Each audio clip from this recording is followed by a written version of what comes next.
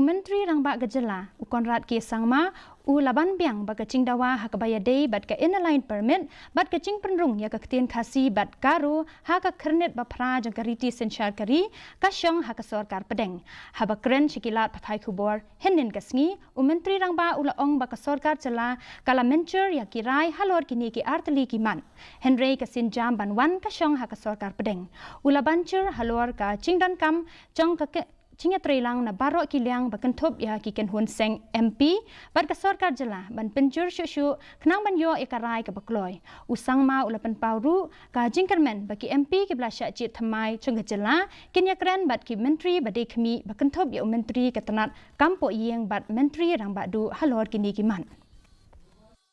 Request Government of India to include our languages in the 8th schedule and also to implement the ILP in our state. So that resolution has been taken by our government, which shows the commitment from our side to move this forward. Now, post that,